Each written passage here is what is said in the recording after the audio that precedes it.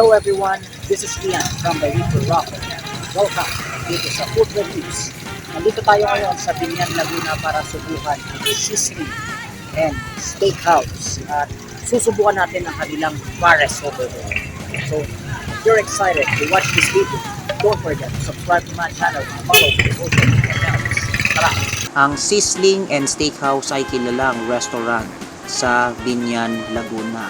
Malapit lang siya sa bayan at kamakailan lang ay nanggaling ako ng Binyan para bisitahin ang Alberto Mansion at na-discover ko ang restaurant na to at natakaw tingin sa akin yung Balat Pares Overload na ino-offer nila for 95 pesos. Kaya sinubukan natin kumain dito.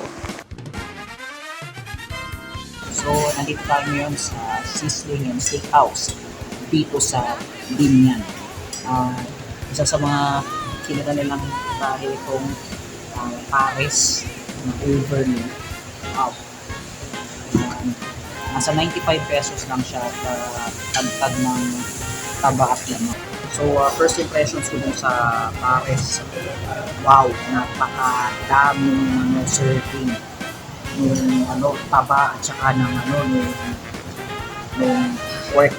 Kaya mukhang mapapalaban tayo sa kainan nito. At saka sinabi nila na din siya. So, susubukan ng ating kakayanan sa pagkain nito. Kaya, grabe, tinitignan ko palang natatakam na ako. Kaya, ano pang hinihintay natin? Mantakin na natin to. Nung sinubukan ko na yung Pares Overload, wow! Grabe, napakasarap nung sabaw.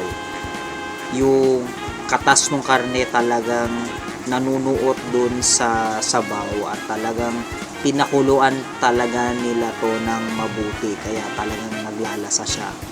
At sobra ko rin na-appreciate yung toppings. Yung bukod dun sa taba, meron din siyang lechon kawali. Kaya, talagang napatodo ang kainan ko noon at naparami ako ng kanin.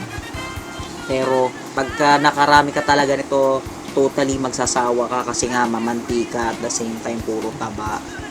Masusuya ka. Pero, ginawa ko lang dun is binagalang ko yung kain ko kasi nga I know the fact pag akong kumain ng mga ganitong pagkain siguradong may impacho ko at saka magsasawa ko. Kaya para ma-enjoy ko yung kinakain ko, hindi ko masyadong dinilisan yung kain. Yung tipong sinusure ko na dapat matunaw muna yung mga naunang nakain ko sa tiyan ko para sigurado na ma-enjoy ko yung bawat nguya ako nung pagkain. So yun, solid siya at saka talagang isa to sa mga best pares na natikman ko.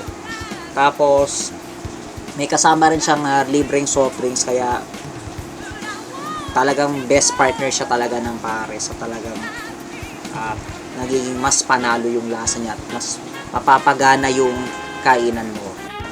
Sa halagang 95 pesos masasabi ko na sulit na rin siya at talagang kung mahilig kang magkakain ng pares, masasabi ko na sulit talaga yung makakain mo dito sa kainan na to.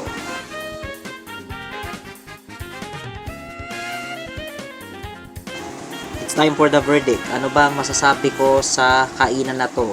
So, maganda yung pa-promo nila dun sa Pares Overload for 95 pesos. Talagang sulit siya.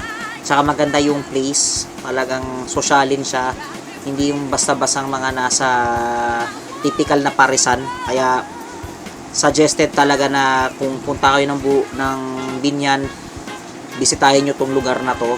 At saka nag-o-offer din sila ng mga ibang pagkain, yung mga sizzling at saka ng mga desserts. So baka later time pag nagawi tayo ulit ng Binyan, subukan natin ang iba pa nilang pagkain. So ang i-rate ko dito sa Pares Overload nila ay 4 out of 5. Right, so that was all for the video for today. And let me know in the comment sections anong masasabi nyo dito sa kainan na to. Feel free to comment down below. And if you like this video, don't forget to send a thumbs and consider subscribing. Makita-kita tayo sa susunod na episode Food Reviews. This is Ian signing off. Rapon,